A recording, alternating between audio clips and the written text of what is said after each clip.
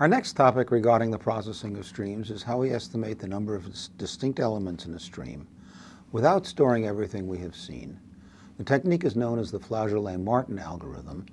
We'll also see a generalization of the technique to computing moments of a stream, which are essentially polynomials in the number of occurrences of each of the elements that appear in the stream.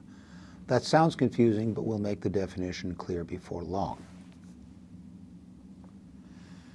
So we have a stream of elements chosen from some universal set of possible elements. We'll assume that there are n elements in the set, but n might be extremely large. For example, the number of IPv6 addresses that could exist, or the set of URLs crawled by Google. All we want to do is know how many different elements have appeared in the stream. If not too many elements, different elements have been seen, we can store all of them with an index like a hash table, so we can tell whether an element arriving in the stream is new or has been seen before. That requires a great deal of space if either the number of different elements is large, or we are maintaining counts for a large number of streams.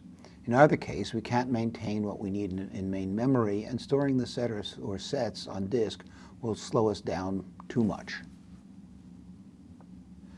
Here are some example applications for this problem. We might be crawling a website and want to know how many different words appear at that site. Curiosity isn't a great motivation, but doing this count might tell us something about whether the site is an artificial site constructed by a spammer. When the spammer has to create a great number of pages without doing much work, they might use copies of the same page over and over, which would lower the number of distinct words below what one would expect for the total size of the site.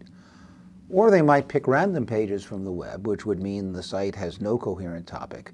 That would cause the number of distinct words to be unexpectedly large. Major websites like to advertise the number of distinct users who have visited the site or used particular features of the site in the most recent day, week, or month. Suppose now we are crawling the web. We can't afford to follow links from every page we visit. The job would never end. So we have to cut off the search at some point. There will be some pages we know exist because we found links to them, but we don't know what is on them or what links exist on those pages. So which pages should we crawl and which should we not bother to crawl? Well, a heuristic, essentially a simple approximation to the page rank, is to count the number of in-links to each page that we know about. We then choose to crawl pages that have the highest number of in-links. This is an example of an application where the sets we are counting are rather small. Most pages have few in-links. However, there are very many pages that need to be counted, so compressing the list of URLs with links to a given page is a good thing to do. We're going to explore the case where the set or sets we need to count are large enough that we cannot conveniently maintain the sets explicitly in main memory. We can't ever get exact counts if we don't store the entire set of elements seen, so we'll look for the next best thing, a way to estimate the count in a way that converges to the true answer as we allocate more space to estimating each count. The algorithm for estimating counts that we will cover is called the Flageolet-Martin algorithm after the inventors. So to start, let's pick a hash function that takes stream elements as its argument and returns a bit string whose length is sufficiently large that there are more possible results of the hashing than there are elements that might appear in the set. That is, we need at least log n bits if there are n elements in the universal set. If A is a possible stream element, define R of A to be the length of the tail of the hash value h of A. That is, the number of trailing zeros in the bit string h of A. Define capital R to be the maximum value of R of A that we have seen in the stream so far. That is, cap R is the largest number of trailing zeros in the hash function h applied to each of the elements we've seen in the stream. The estimate of the number of distinct elements that we make from these calculations is 2 to the r. This may seem ridiculous because our estimate is always a power of 2, and surely not every stream has a number of distinct elements that is a power of 2. But we're going to use several hash functions and get several different values of capital R. By combining them in the right way, we can in principle get any count as our estimate of the number of distinct elements. There is intuition why this idea gives a good estimate. First, notice that the number of times an element repeats in the stream has no effect on the value of R, because each time we hash the same value, we get the same tail of zeros. The value of R depends only on the number of distinct elements in the stream. The probability that the hash value for any given element ends in I zeros goes down exponentially with I. So when we increase I by 1, we need to double the number of different elements to have a good chance of seeing I plus 1 zeros at the end of some hash value. That is why raising 2 to the power equal to the longest tail of zeros is a reasonable estimate for how many different elements we've seen. The next slide tries to make this idea formal. First, the probability that the hash value of an element ends in I or more zeros is exactly 2 to the minus I. That is, for I equals 0, there is probability 1 that the tail has at least 0 zeros. For I equals 1, there is half a chance that the last bit is 0. For I equals 2, the chance is a quarter that the last 2 bits are 0, and so on. So suppose the number of distinct elements seen in the stream so far is m. Here is the formula for the probability that R, the length of the longest tail, is at least I. To see why, remember, 2 to the minus I is the probability a tail has at least I zeros. So 1 minus 2 to the minus I is the probability that a tail does not end in as many as I zeros. And if we have m independent hashings of different elements, we raise this probability to the mth power to get the probability that no tail is as long as I. Finally, 1 minus that is the probability that some element has a tail at least as long as I. To see why 2 to the R is generally close to m, look at the formula for the probability that R is at least I. What is that? We're only interested in the case where I is large, so 2 to the minus I is tiny compared with 1. I claim that this is approximately this, where e is the base of natural logarithms. The proof is similar to the one we just gave regarding the throwing of darts to targets, and I'm not going to repeat it here. So the first case is where 2 to the I is much greater than m. We don't expect to find a tail as large as I among m hash values. To see the math, start with the formula for the probability that R is at least I. And again, that's this.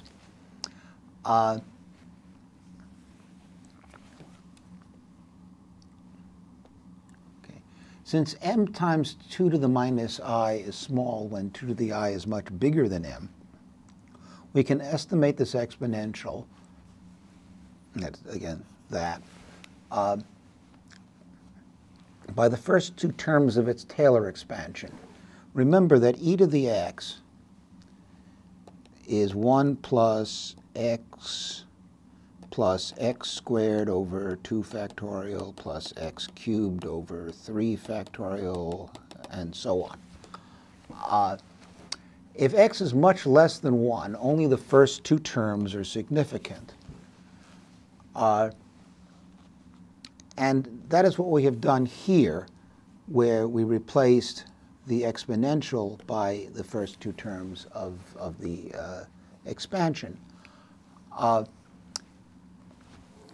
the ones cancel, and the plus, of course, becomes the minus becomes a plus, and that leaves us with m over 2 to the I.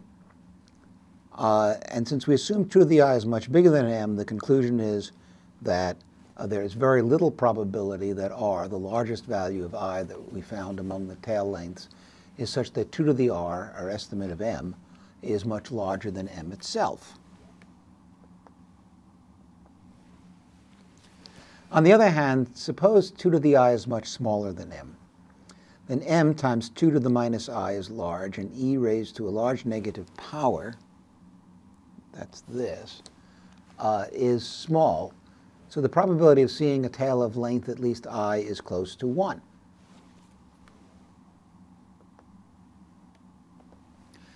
Our conclusion is that 2 to the r is almost always near m, not much too big and not much too small. Unfortunately, reasoning about the small probability of an over or underestimate of m doesn't tell the whole story.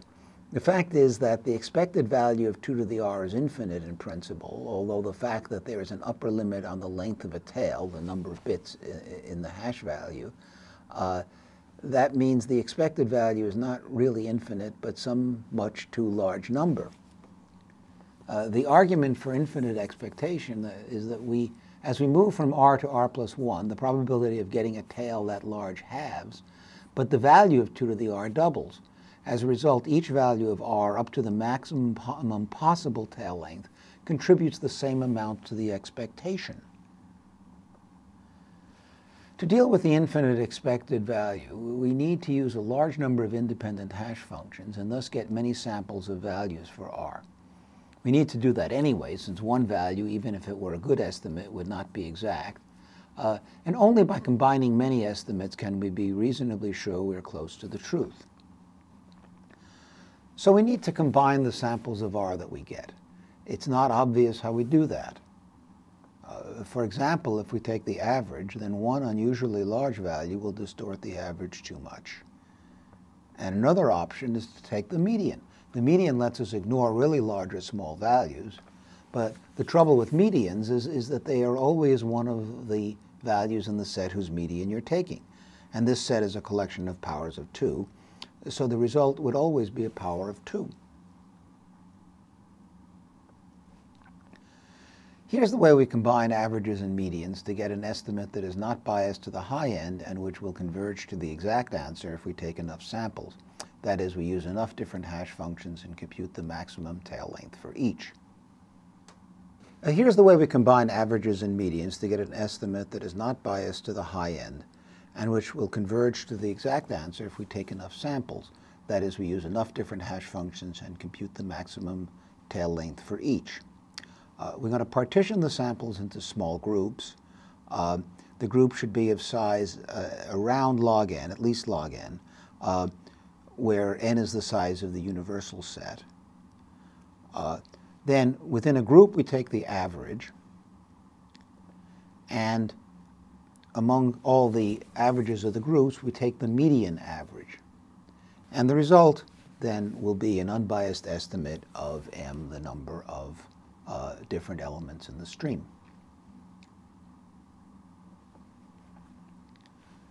I want to move on to a generalization of the problem of counting distinct elements. It's called estimating moments, and the count of distinct elements will, as we shall see, turn out to be the 0th moment of a stream. So as before, let's imagine we have a stream whose elements are chosen from a universal set of n elements. And let the ith element occur m sub I times in the stream so far. Okay. Then the kth moment of the stream is the sum of the kth powers of all the m sub i's. Here are the first 3 moments of a stream and the meanings. The 0th moment is the sum of each m sub I raised to the 0th power. The 0th power of anything except 0 is 1. So we are actually counting the number of distinct elements that have appeared so far in the stream. That is, the 0th moment is the problem that the Flageolet-Martin algorithm solves. The first moment is the sum of the m sub i's. That is, the sum of the counts of the number of occurrences of all the elements. That's just the length of the stream. We can count the length of the stream with a single counter that we increment once per input. This is easy, much easier than the other moments, and no estimation is needed. The second moment, that is the sum of the squares of the m sub i's, is sometimes referred to as the surprise number, and it gives a measure of how uneven the distribution of elements in the stream is. So here's an example of computing the second moment and what the surprise is all about.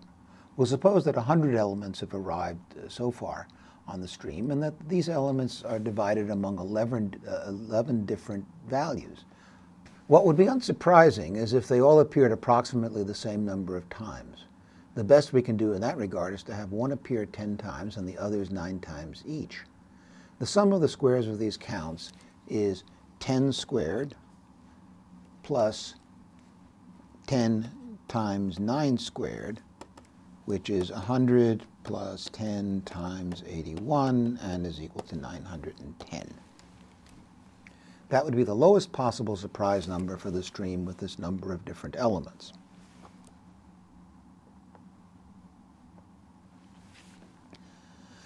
Now, what would be really surprising is if one of the 11 numbers appeared 90 times and the other 10 appeared once each.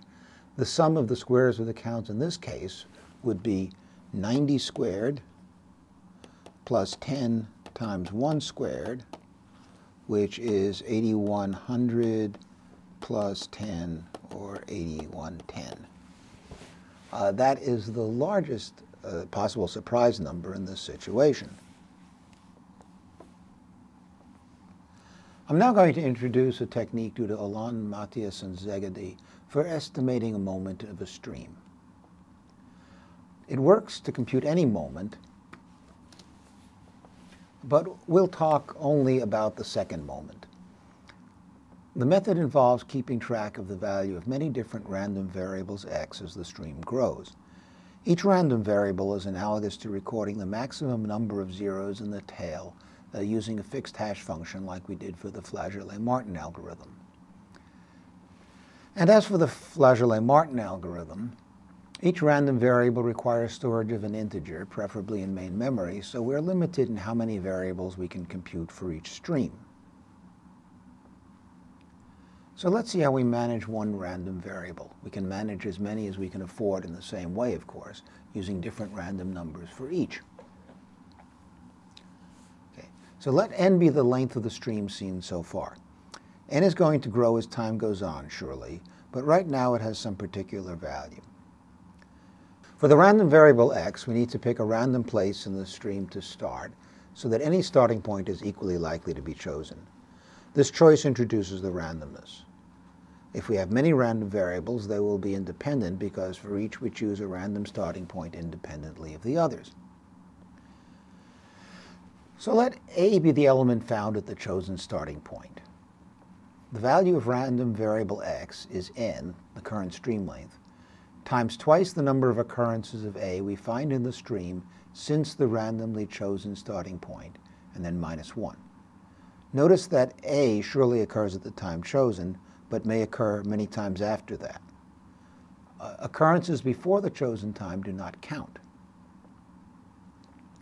An important point is that even though x is defined this way, we do not have to change the value of x each time n increases by 1.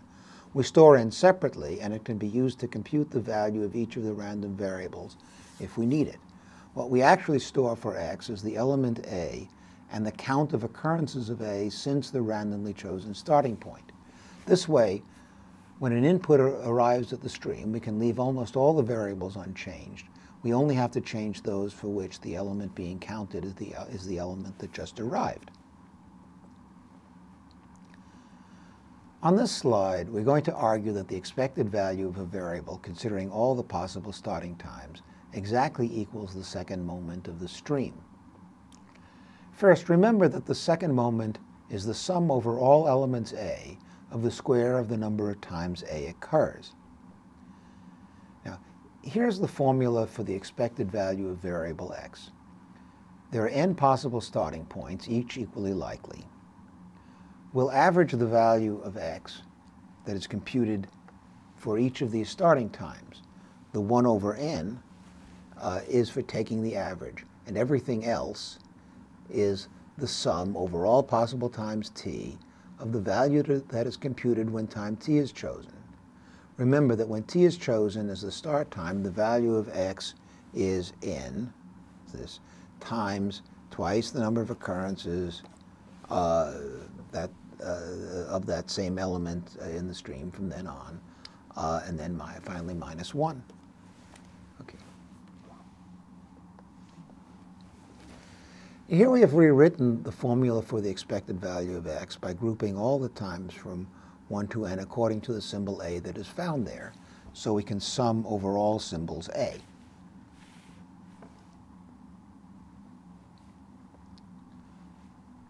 Now, the 1 over n and the n are constants as far as the summation is concerned, so we carry them over, and guess what? They cancel.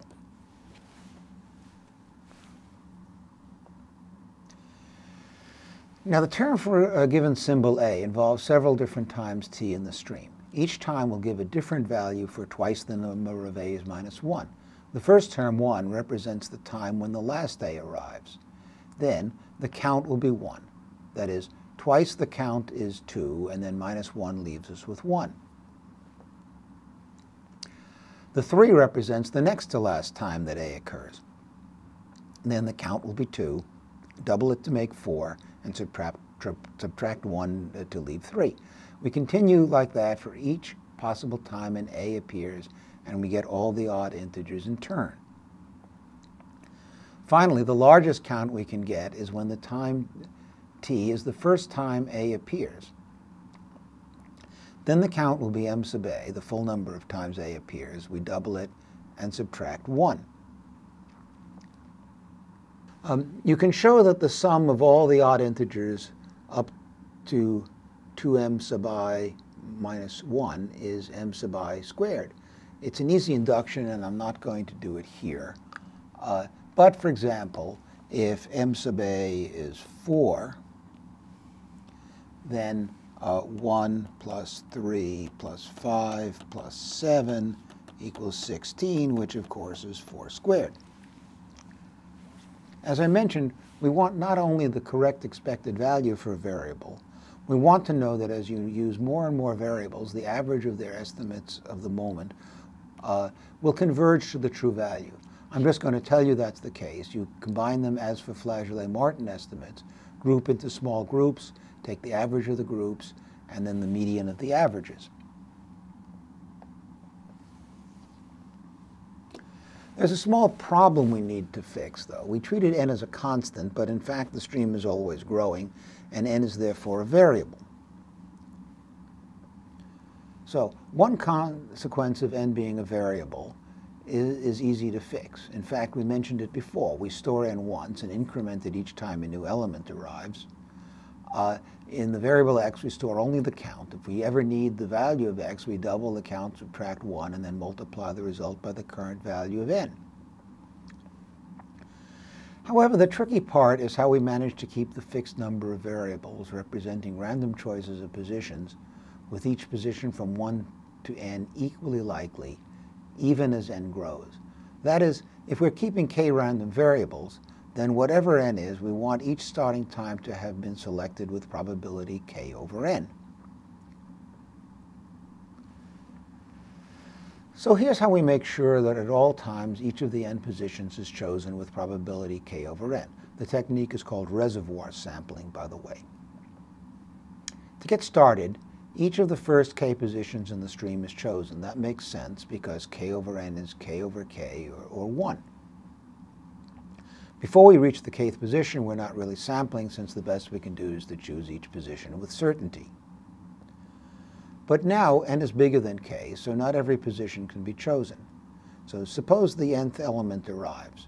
Prior to this, there were n minus 1 positions in the stream, and each was chosen with equal probability, and that probability is k over n minus 1. The nth element arrives. We know the nth position has to be chosen with probability k over n, so let's generate a random number and do that for the recently just arrived position.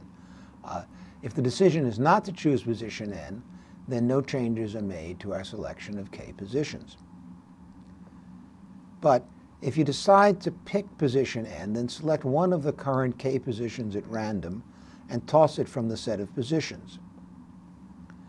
We know the nth position has a k over n chance of being chosen, but how about the first n minus 1 positions? Their probability can be calculated as shown. Okay. There are two cases. Either the nth position was chosen or not. If it is not chosen, then with probability n minus k over n. Each of the first n minus 1 positions was previously chosen with probability k over n minus 1. In the case where the nth position is not chosen, if some previous position had been chosen, then it will still be chosen, so we multiply by this factor. But there's another term we have to add to the probability. It is the product of three factors. First is the factor k over n, representing the probability that the nth position is chosen. Now, in order for one of the first n minus 1 positions to remain chosen, it must have been chosen previously. That happens with probability k over n minus 1, as we mentioned. And it must not be thrown out. It will not be thrown out with probability k minus 1 over k. Now, I'll let you do the math, but the expression does indeed simplify to k over n. So all n positions now have exactly the same probability of being chosen.